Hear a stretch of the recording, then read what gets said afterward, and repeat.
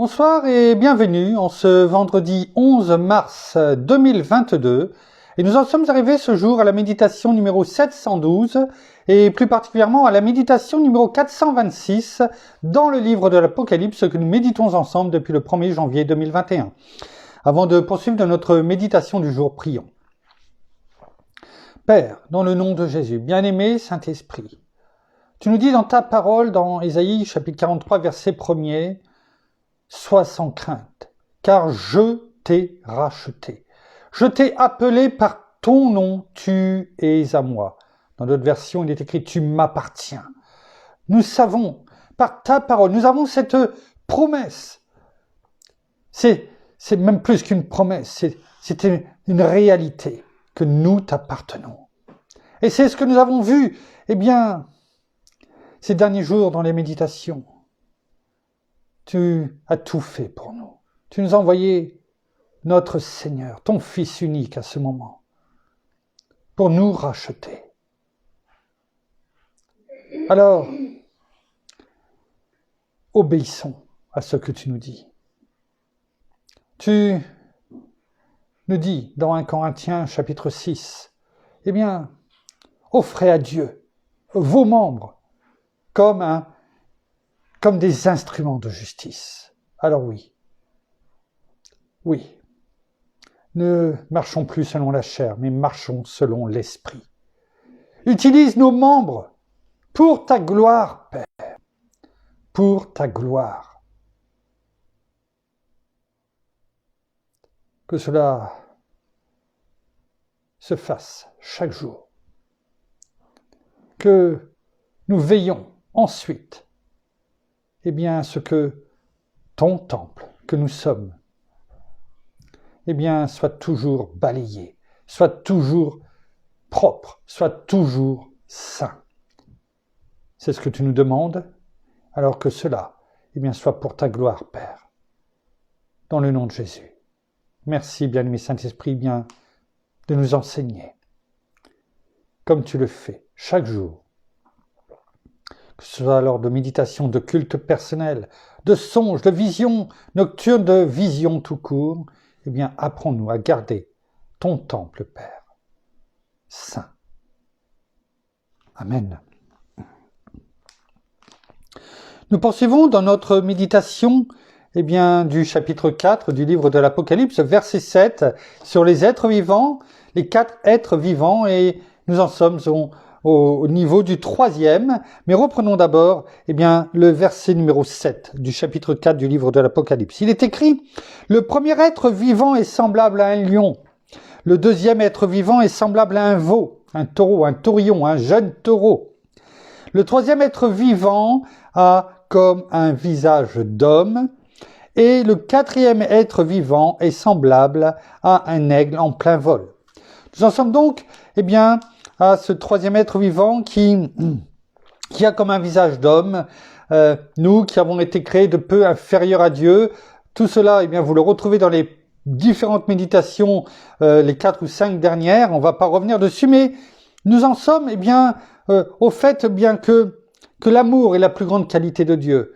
Et nous devons, comme on l'a vu, comme on l'a dit dans la prière, offrir à Dieu nos membres, tous nos membres, comme des instruments de justice. Et on ne peut être que dans la justice à partir du moment où on a non seulement rien à se reprocher, mais que l'on marche selon, non pas la loi, mais selon l'esprit, mais selon, la parole de Dieu. L'amour, c'est cela. Et depuis 2 jours, je crois, nous en sommes, nous sommes en train de voir dans Galates 5, où la loi de Moïse, la loi mosaïque et la loi spirituelle, finalement se résument en une seule, je dirais, loi, la loi de l'amour. Et nous avons vu, hier et avant-hier, hier, je crois, ce que notre Père a en horreur, finalement. Ce qui n'est pas agréable à ses yeux. Ce qui n'est pas d'un parfum de bonne odeur. Ce qui nous ferme, finalement. Un héritage formidable, celui du royaume de Dieu. La parole nous l'a dit, c'est ce que nous avons vu, et bien notamment, verset 18 au verset 21, c'est ce que nous avons vu, c'est-à-dire le détail des œuvres de la chair. On ne va pas revenir dessus, je vous laisse aller réécouter la méditation d'hier. Et aujourd'hui, eh bien, nous allons voir l'opposé. Comme la parole l'a dit, eh bien, au verset 17, dans Galates 5, verset 17, eh bien, car la chair a des désirs contraires à l'esprit, et l'esprit a des désirs contraires à la chair. Elles sont, opposées. Elles sont opposées, enfin les désirs en tout cas, sont opposés l'un à l'autre afin que vous ne fassiez pas ce que vous voudriez. Alors, voyons, après avoir vu les œuvres de la chair hier, voyons ce qui est agréable à notre Père, ce qui nous conduit à marcher finalement, comme on l'a prié, eh bien dans les œuvres, dans le chemin de la justice, dans l'intégrité, dans le chemin, finalement, eh bien, de Dieu, celui où la parole nous le dit, eh bien, je suis au milieu, je n'ai plus l'endroit exact où ça se situe dans la parole, mais où la parole nous dit, eh bien, je suis au milieu de mon sentier. Au milieu du sentier, eh bien, sur ce sentier sur lequel nous marchons. Alors, voyons ce qui est écrit à partir du verset 22 dans Galates chapitre 5. Et là, sont énumérés, comme pour les œuvres de la chair, quels sont ceux qui représentent le fruit de l'esprit. C'est comme si on avait un fruit, quel qu'il soit, et qu'on l'ouvre, et que dedans, eh bien, vous savez, comme une orange, par exemple, il y a des quartiers d'orange. Je prends une orange, on peut prendre n'importe quel fruit, bien entendu, c'est juste pour donner cette image. On parle du fruit de l'esprit, et à l'intérieur, quand on l'ouvre, eh bien, il y a tous ces quartiers, eh bien, qui représentent l'ensemble, eh bien, qui constitue, je dirais, le fruit. Le caractère de Dieu en nous. Notre bien-aimé Saint-Esprit, le voici. Il nous conduit. Merci. Mais le fruit de l'esprit est amour, joie, paix, patience, bonté, bienveillance, fidélité, c'est-à-dire la foi, douceur et maîtrise de soi. Ces neuf quartiers, on va dire, ces neuf, fruits, quartiers qui constituent ces qualités, eh bien, qui constituent ces traits de caractère qui constituent et qui permettent eh bien, d'avoir ce fruit de l'esprit eh bien, en nous. Voilà ce que nous devons faire. Alors, oui, c'est pas facile. Je vais pas vous dire c'est facile de le dire et le faire. Est-ce que c'est aussi facile? Non, c'est un combat. C'est un combat, eh bien, contre la chair. Parce que la chair a des désirs contraires à l'esprit. Alors, si le fruit de l'esprit, eh bien, c'est ce que nous venons de déclarer, forcément, la chair n'aime pas. Eh bien, elle est en réaction. C'est cela aussi, eh bien, le Gethsémane qu'a vécu notre Seigneur. Cette contradiction entre ce que la chair, eh bien, veut faire ou ne veut pas faire, et ce que l'esprit nous pousse à faire, en tout cas, eh bien, à continuer à marcher selon l'esprit. Verset 23. Il est écrit, la loi n'est pas contre de telles choses. La loi n'est pas contre de telles choses. Voyons, avant d'aller et de voir les 3 derniers versets, ce que la parole nous dit pour ces mêmes versets en Nouvelle Français courant et en Parole de vie. Mais ce que l'Esprit Saint produit, voyez, on reconnaît l'arbre à son fruit. Si le fruit n'est pas bon, eh bien, c'est que finalement, eh bien, il y a un problème au niveau de l'arbre. si nous marchons selon la chair, forcément nos fruits, eh bien, seront automatiquement, je n'ai pas dit que ça sera l'ensemble de ce qui a été énuméré hier, mais automatiquement, ça sera les œuvres de la chair. Il n'y a pas à se poser la question, oui, mais si je suis une bonne personne. Non, ça ne suffit pas. Seul Dieu est bon, a dit même notre Seigneur. Alors, il n'y a pas le choix. Enfin, nous avons un choix. Soit marcher selon la chair, soit marcher selon l'esprit. Si nous voulons porter du bon fruit dans notre vie, dans la vie de tous ceux qui nous entourent, conjoints, enfants, famille entière, les bien-aimés, nos frères et sœurs, mais aussi envers toute personne qui aujourd'hui ne sont peut-être pas encore des âmes sauvées, mais nous serons peut-être la seule Bible vivante, je dirais, eh bien, qu'ils verront, qu'ils entendront. Ou ils nous verront peut-être une seule fois, et après ils nous verront plus, et ils verront les œuvres de la chair envers nous, et finalement, ils seront confortés peut-être dans leur style de vie, ou ils verront à travers nous les œuvres de l'esprit, et à ce moment-là, eh bien, ce que nous aurons semé en eux, eh bien, le bien-aimé Saint-Esprit fera son œuvre. Je ne sais pas, on ne peut pas savoir ce qui arrivera ensuite, mais en tout cas, nous aurons fait notre part. Et nous aurons semé en tout cas la graine d'un bon fruit, si tel doit être le cas. Alors, voilà ce que nous dit en Nouvelle Français Courant, eh bien, ce verset 22 et 23.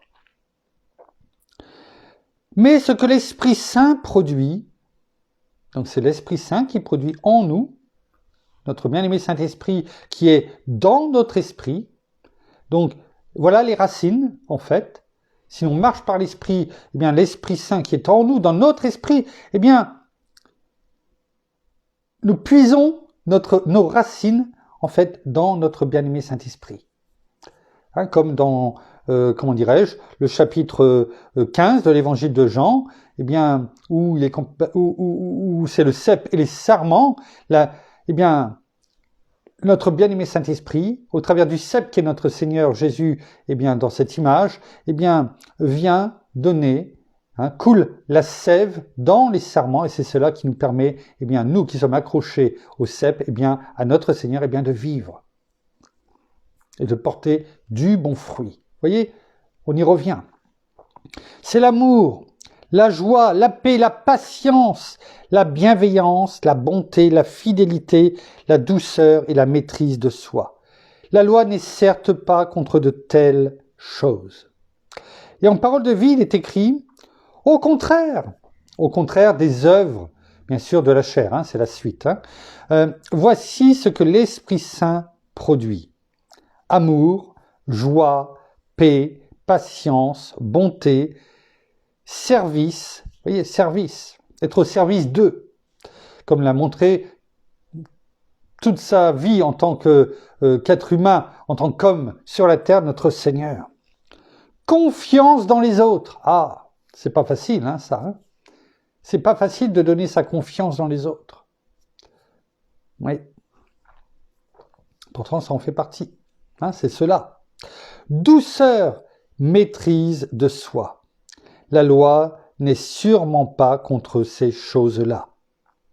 Voyez, la différence entre les œuvres de la chair qui sont, et la liste n'était pas finie parce qu'il avait été indiqué à la fin de cette longue liste de même 3 versets, 19, 20, 21 pour les œuvres de la chair, et à la fin, eh bien, il était même dit, et toutes ces choses semblables, c'est-à-dire, il y en avait encore d'autres que l'on pouvait mettre qui étaient dérivées de toutes ces œuvres de la chair.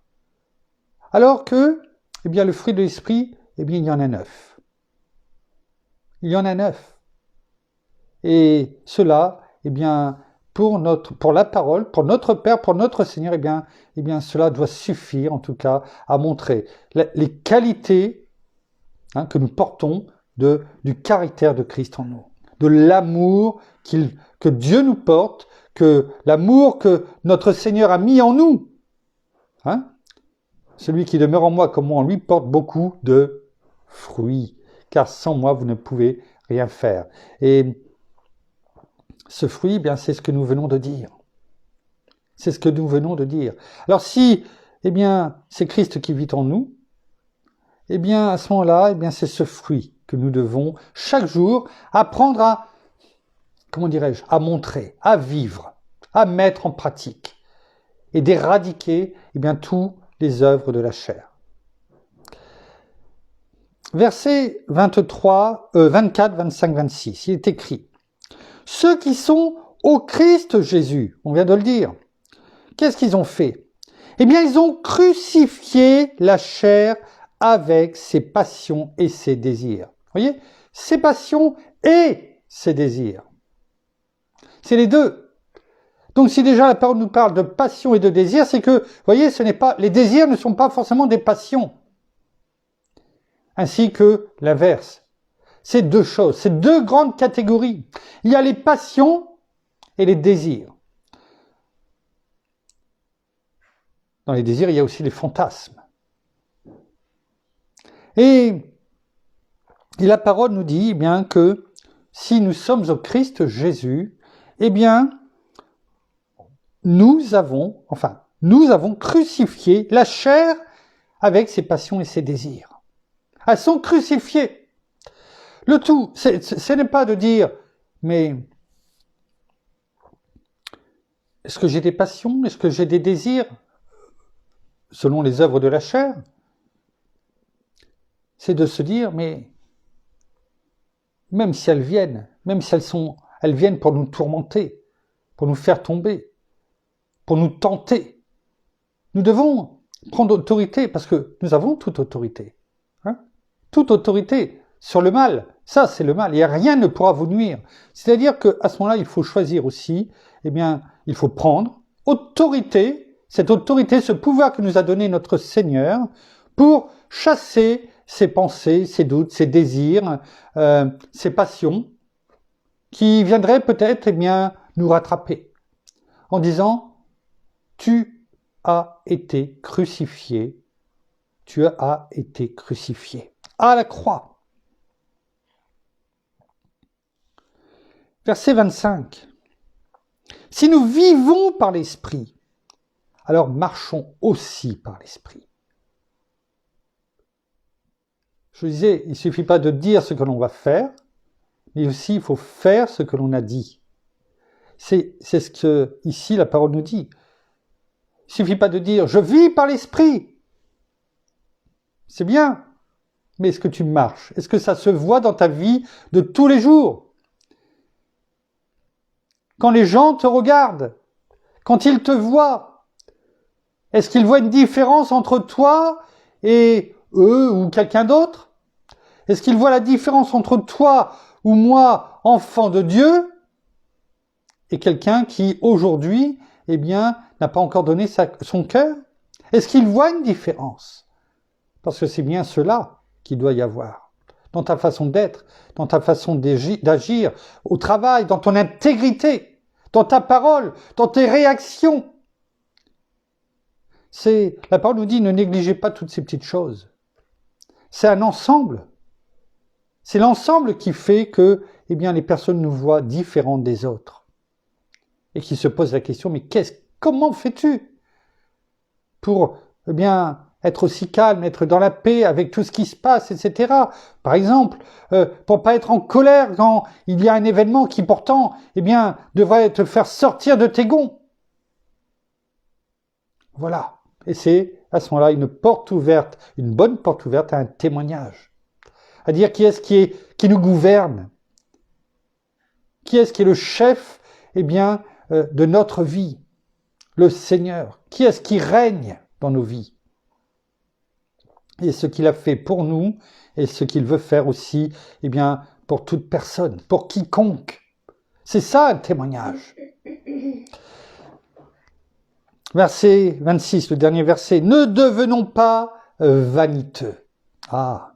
Ne devenons pas vaniteux en nous provoquant les uns les autres, en nous portant envie les uns les autres.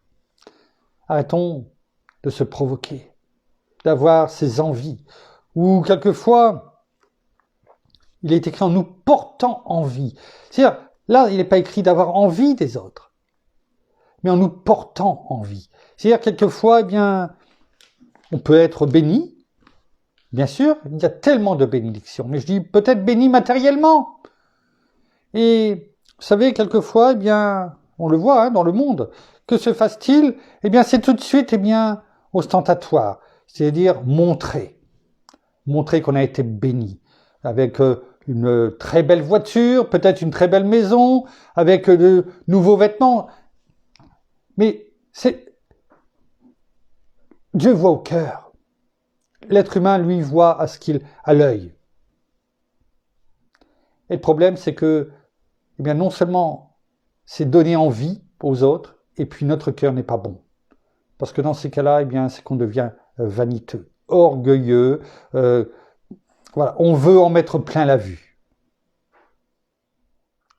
Et si la parole nous dit dans le dernier verset, ce dernier verset, c'est ce qu'il nous dit, eh bien, c'est que même si on a squeezé les œuvres de la chair, même si nous avons compris que nous essayons, en tout cas en nous laissant conduire par notre bien-aimé Saint-Esprit, à livrer, comme on a prié, nos membres comme des instruments de justice, en laissant le caractère de Christ, ce que notre bien-aimé Saint-Esprit fait surgir en nous, le bon fruit de l'Esprit, eh bien, il y a toujours, eh bien, ce risque de ne pas devenir, en tout cas, de devenir vaniteux en nous provoquant les uns les autres, ou en nous portant envie les uns aux autres.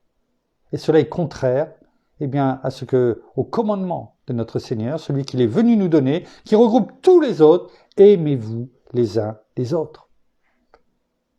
Cela aussi est contraire au commandement, opposé, et ce n'est pas bon pour chacun d'entre nous.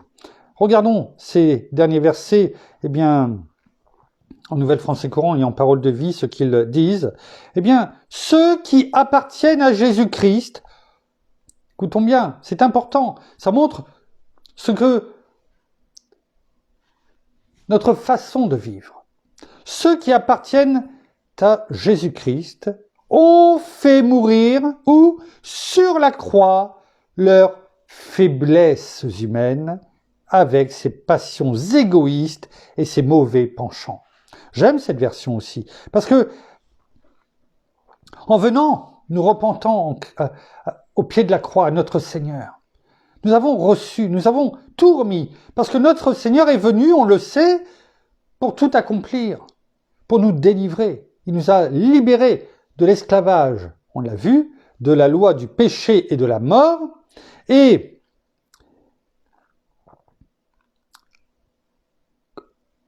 il s'est fait péché pour nous, il s'est fait malédiction, et l'ennemi, notre vieil homme, lorsque on l'a reçu, notre Seigneur, comme Seigneur et Sauveur de notre vie, eh bien notre vieil homme a été cloué à la croix avec lui. Et notre vieil homme, c'est celui, justement, qui est décrit ici, avec les faiblesses humaines, ses passions égoïstes et ses mauvais penchants. C'est ça notre vieil homme, c'est ça notre vieille nature. Et lorsqu'elle vient se rappeler à nous, par on sait qui, eh bien nous devons nous rappeler que nous sommes enfants de Dieu, que notre Seigneur règne en nous, il est en nous et nous sommes en lui, et que nous, notre vieille nature, eh bien, avec tous ces mauvais penchants, toutes ces passions égoïstes, toutes ces faiblesses humaines ont été, avec notre Seigneur, clouées à la croix. C'est important, c'est pour ça que j'insiste dessus, sur cette parole, sur ce verset, parce que nous sommes tous confrontés à cela, tous. Il est bon de rappeler à qui de droit, qui nous sommes. Nous sommes enfants de Dieu et nous le sommes. Il est écrit dans 1 Jean 3, verset 1er, c'est la parole qui le dit. Et nous le sommes. Voyez de quel amour le Père nous a aimés. Voyez, on revient toujours à l'amour. Voyez de quel amour le Père nous a aimés puisqu'il nous a appelés enfants de Dieu. Et nous le sommes. Et si nous avons ces versets, cette parole en nous, gravée, eh bien, dans ces cas-là, lorsque, eh bien, comment dirais-je, ces mauvais penchants, ces passions égoïstes, ces faiblesses humaines viennent taper à notre porte, même si nous ouvrons, ce n'est pas pour les faire entrer, c'est pour leur dire, vous pouvez repartir, parce que vous ne rentrerez jamais. Vous ne rentrerez jamais parce que vous avez été cloué à la croix. Ma vieille nature, mon vieil homme, est cloué avec notre Seigneur Jésus à la croix. Il a été cloué il y a 2000 ans. C'est terminé. Bonsoir. Voilà ce que la parole ici nous dit. Sachons utiliser la parole de Dieu. Il est bon de la méditer, mais il est bon aussi de la retenir, de la mettre en pratique, afin d'avancer chaque jour. C'est un combat. Verset 25. L'Esprit nous a donné la vie. C'est pour cela que, eh bien, il est en nous, pour nous donner la vie. Nous ne sommes plus dans la mort. Nous avons été libérés de la mort, des ténèbres. Il nous a donné la vie. Il ne nous a pas donné la vie pour retomber dans nos vieilles habitudes. Laissons-le, donc l'Esprit nous a donné la vie, point virgule, laissons-le quoi? Laissons-le donc aussi diriger notre conduite. C'est facile de dire que nous avons notre bien-aimé Saint-Esprit, nous avons été revêtus de l'Esprit. C'est bien, c'est beau et c'est vrai.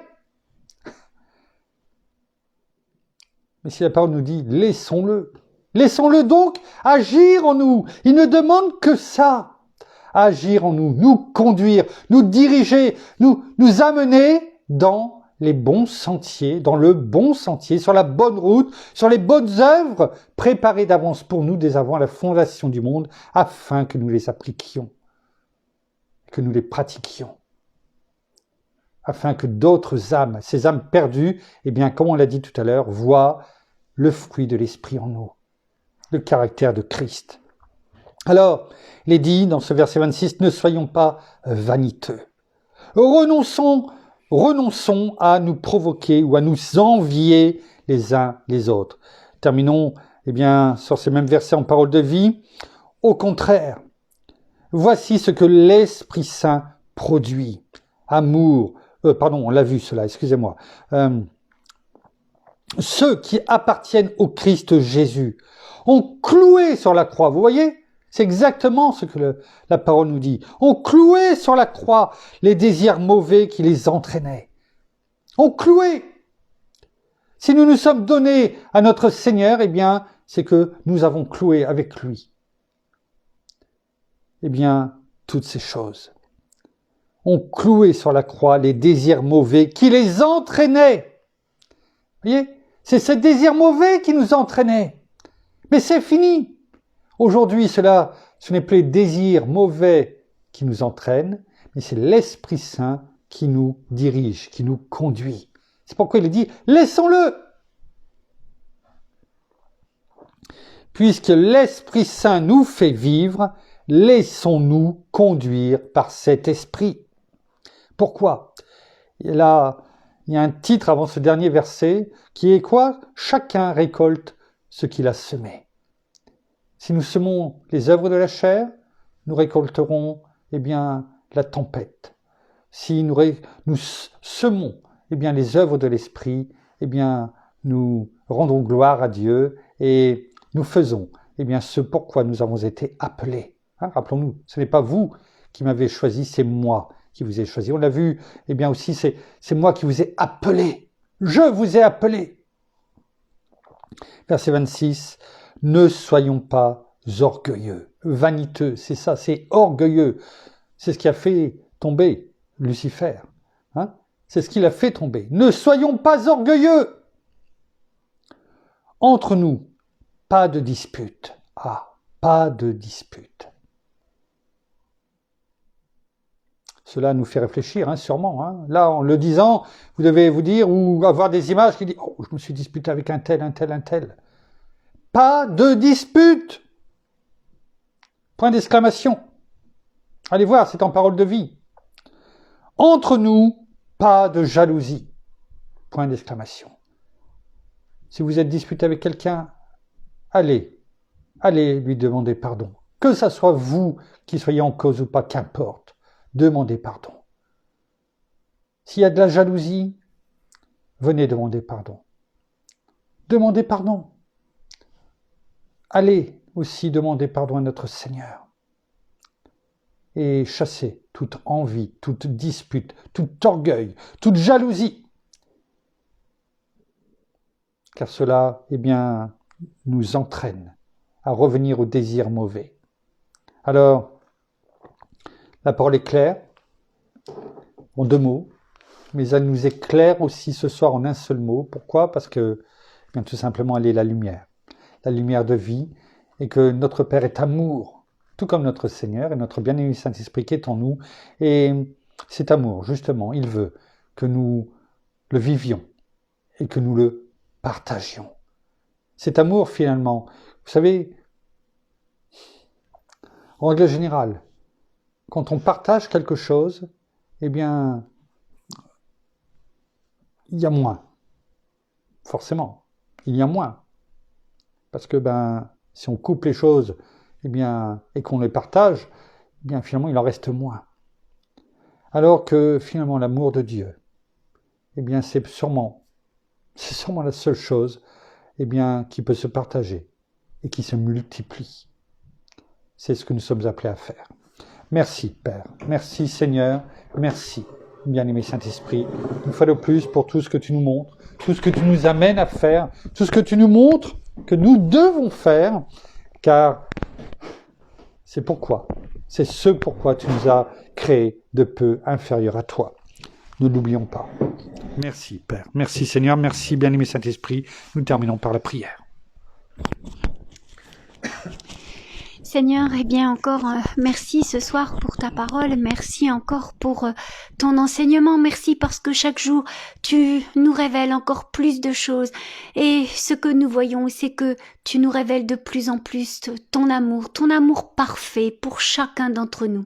Oui, tu t'es donné pour nous afin que nous héritions du salut, afin que nous ayons la vie éternelle et surtout que nous vivions.